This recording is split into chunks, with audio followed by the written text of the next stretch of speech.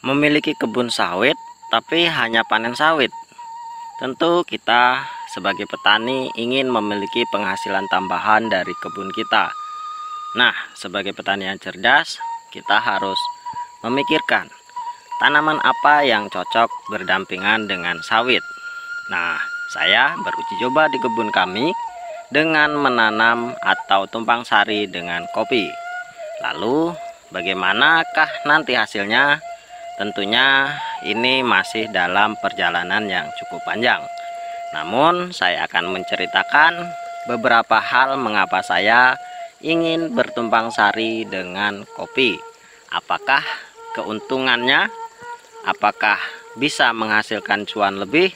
Tentunya simak video ini supaya kita bisa belajar bersama.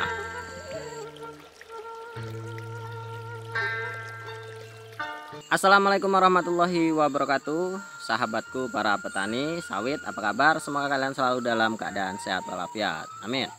Teman-teman, seperti yang sudah saya utarakan di awal video tadi, bahwa saya beruji coba menanam kopi di dalam kebun sawit saya. Tentunya mengapa saya melakukan hal seperti ini?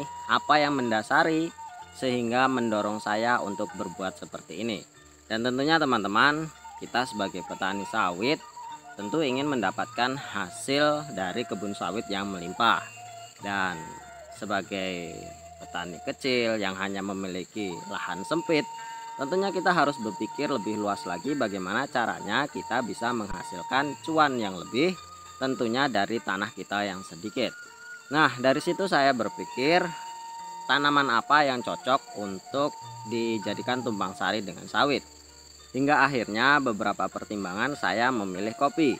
Mengapa saya memilih kopi? Beberapa keuntungannya adalah teman-teman, kopi dengan sawit itu saling menguntungkan atau simbiosis mutualisme, tentunya terkhusus untuk kopi. Karena kopi ini teman-teman, hidupnya atau habitatnya itu bukan di dataran rendah. Di tempat saya ini MDPL-nya cukup rendah teman-teman, ya sekitar 150 hingga 200 MDPL ya. Jadi memang bukan habitat kopi dapat tumbuh subur dan berbuah dengan baik. Tentunya kopi ini akan tumbuh subur dan berbuah dengan baik ketika ketinggiannya itu di atas dari 700 hingga 1000 atau di atas 1000 mdpl. Tentu kopi akan tumbuh dengan sangat subur. Namun tidak menutup kemungkinan bahwa kopi bisa tumbuh di dataran rendah seperti di daerah saya ini. Nah teman-teman, kopi ini bisa dapat tumbuh di dataran rendah dengan satu syarat, yaitu memiliki pelindung. Nah, sawit ini bisa kita jadikan pelindung dari tanaman kopi. Yang kedua, kopi ini tidak mengganggu dari pertumbuhan sawit karena kopi ini bisa kita atur ketinggiannya hingga tidak bisa melebihi dari ketinggian sawit, sehingga intensitas cahaya yang diterima oleh batang sawit kita itu masih tetap maksimal. Yang selanjutnya teman-teman, bahwa harga kopi ini lumayan cukup tinggi, sehingga hal tersebut tentunya sangat menarik sekali bagi kita yang ingin mendapatkan penghasilan lebih. Itulah teman-teman beberapa hal yang mendorong saya untuk menanam kopi di kebun sawit saya. Jadi istilahnya ya tumpang sari. Lalu bagaimana? Mungkin ada yang bertanya, apakah nanti hasilnya itu akan sangat menjanjikan? Nah, sekarang begini teman-teman, kita harus berbicara realistis. Dan tentunya yang namanya tumpang sari ada tanaman utama dan ada tanaman pendamping. Kita di sini melakukan penanaman kopi itu hanya sebagai pendamping. Jadi kalau kita berpikiran nanti hasil kopi kita itu akan sama dengan tanaman yang ditanam di dataran tinggi atau yang menjadikan kopi ini tanaman utama, tentu hal tersebut harus dilupakan jauh-jauh teman-teman. Jangan sampai harapan kita, mimpi kita itu seperti itu. Dan tentunya teman-teman sebagai petani yang cerdas, satu kunci bagi kita, jangan pernah rakus. Maksudnya apa teman-teman? Rakus itu ketika kita melihat tutorial di YouTube dengan mereka yang menanam kopi dengan jarak tanam yang lumayan rapat dan bisa menghasilkan beberapa ton per hektarnya. Tentu hal tersebut sesuatu hal yang muluk-muluk bagi kita, Yang pertama sudah saya ceritakan bahwa habitat kopi ini di dataran tinggi, sehingga kita yang berada di dataran rendah tentunya kopi yang akan dihasilkan tidak akan sebanyak atau semakmur yang ada di habitat aslinya. Itu pemikiran yang pertama, teman-teman. Yang kedua, teman-teman, bahwa kita menanam kopi ini hanya sebagai tanaman pendamping. Jangan sampai populasi kopi yang kita tanam ini bisa mengganggu dari pertumbuhan sawit kita yang kita jadikan sebagai tanaman utama. Jadi teman-teman, seperti di kebun saya tanam dengan jarak tanam yang lumayan jauh. Jadi saya hanya menanam kopi ini jarang-jarang, hanya ada di sela-sela sawit. Jadi antara satu batang dengan batang lainnya itu hanya saya tempatkan satu pokok kopi di tengah-tengah antara keduanya, sehingga nanti nutrisi yang diserap dari kedua tumbuhan ini tidak saling mengganggu. Itu yang harus kita pikirkan, jangan sampai rakus. Mentang-mentang kopi bisa tumbuh rapat dengan jumlah hasil yang akan kita dapatkan begitu banyak, kita akhirnya rakus dan menanam kopi dengan jarak tanam yang rapat. Tentunya hal tersebut bisa merugikan teman-teman, kopi kita nanti tidak berkembang dan sawit kita juga akan terganggu. Tentunya itu akan sangat merugikan dampaknya bagi kita. Selanjutnya teman-teman, bisa kalian lihat bahwa kopi saya ini sudah tumbuh subur. Ini usia tanam sejak saya mulai menanamnya ini sudah umur 1 bulan. Ya 1 bulan lebih beberapa hari ya. Dan saran saya teman-teman, ketika kalian ingin menanam kopi, rawatlah dengan baik. Dan kalau bisa kalian menanam itu jangan bibit cabutan ya. Kalau bisa kalian di polybag terlebih dahulu, karena di tempat kita yang MDPL-nya rendah itu sangat rentan sekali dengan cuaca yang panas.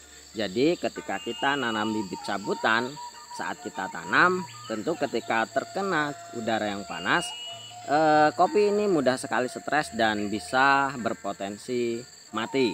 Nah teman-teman, kalau bisa kalian persiapkan bibit terlebih dahulu dengan cara dimasukkan ke dalam polybag, disemai di dalam polybag, sehingga ketika masa penanamannya itu kita terhindar dari stres dan bisa langsung tumbuh.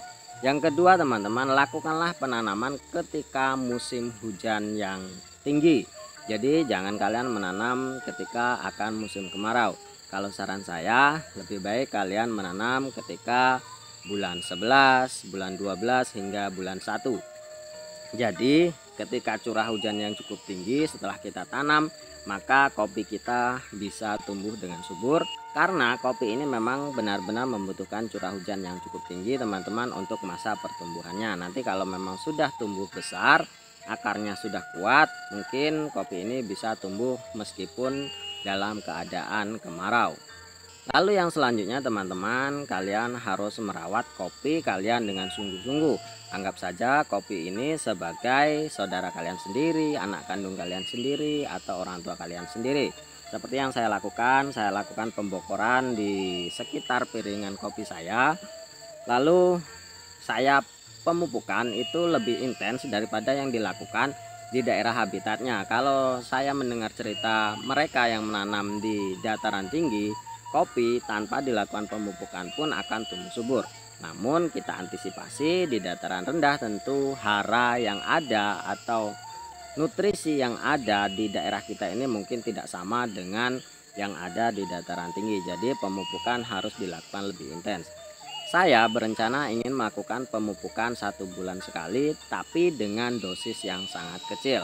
Karena teman-teman, di daerah kita tentunya banyak sekali faktor-faktor yang bisa menghilangkan dari unsur-unsur pupuk yang kita berikan. Tentu dari hujan yang tinggi, tentu dari penguapan panas yang tinggi, dan itu bisa menghilangkan dari unsur hara atau nutrisi yang kita berikan dari pupuk ini. Jadi kita harus bisa mengantisipasinya dengan melakukan pemupukan 1 bulan sekali dengan dosis yang kecil, dan tentunya hal tersebut bisa mendongkrak dari pertumbuhan kopi kita. Lalu mengapa saya melakukan pembokoran ini teman-teman? Dengan saya menggemburkan tanah, yang pertama tentunya nutrisi yang akan diserap itu akan lebih mudah karena beban akar itu akan lebih ringan. Yang kedua teman-teman, kita akan membuat delta air sehingga air yang datang itu tidak mengalir begitu saja dan pupuk yang kita berikan itu tidak lari kemana-mana. Yang selanjutnya tentu tujuannya adalah untuk mengeliminasi gulma serta akar-akar sawit yang sudah ada di sekitaran piringan kopi ini, sehingga nutrisi yang kita berikan ini memang benar-benar diberikan untuk kopi. Lalu mimpi saya itu seperti apa teman-teman? Mengapa saya kok bertekad menanam kopi di kebun sawit saya? Tentunya harga pasaran kopi yang lumayan tinggi itu yang menarik saya untuk menanam kopi teman-teman. Bayangkan saja dalam 1 hektar ini saya bisa menanam kopi hingga 400 batang. Bayangkan saja ketika 1 batang itu menghasilkan 1 kg per tahunnya. Tentunya dalam 1 tahun saya bisa memanen hingga 400 kg. Tentunya harga kopi pada saat ini kisaran 30.000 hingga 100.000 rupiah. Kita ambil kecilnya saja 30.000. 30.000 kita kalikan 1 kintal berarti 3 juta. Kalau kita mendapat 4 kintal berarti 12 juta dalam 1 tahun. Pastinya teman-teman hal tersebut bisa menjadi pertimbangan kita supaya kita bisa mendapatkan penghasilan tambahan. Yang kedua teman-teman, bahwa perawatan kopi ini cukup mudah. Kita tidak perlu melakukan treatment yang sulit untuk melakukan atau merawat kopi kita. Dan kopi ini lumayan bisa cepat tumbuh dengan subur, dan tentunya dengan perawatan yang baik, dengan sekedarnya kita bersihkan dari gulma dan kita melakukan pemupukan yang rutin serta teratur, tentunya itu akan bisa mendongkrak pertumbuhan kopi kita menjadi lebih subur. Dan hal tersebut teman-teman bisa menjadikan pertimbangan yang kedua buat kita. Selain harganya yang tinggi, kedua perawatannya juga mudah. Dan selanjutnya teman-teman, tentu dari kopi ini hamanya tidak begitu banyak. Kalau sawit tentunya banyak sekali hamanya dari kumbang tanduk, kuncup busuk, babi, tikus dan lain sebagainya. Dan kalau kopi ini alhamdulillah teman-teman, ya mungkin dari tikus, babi, beliau ini tidak begitu suka dengan tanaman kopi.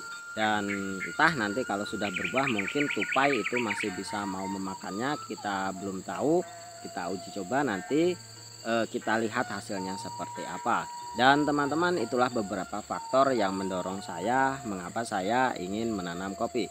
Dan tentunya teman-teman, bagaimana nanti hasilnya, jangan lupa teman-teman terus ikuti channel ini. Nanti akan saya update per bulannya tentang pertumbuhan kopi ini, bagaimana saya merawatnya, dan nanti akan kita lihat hasilnya seperti apa.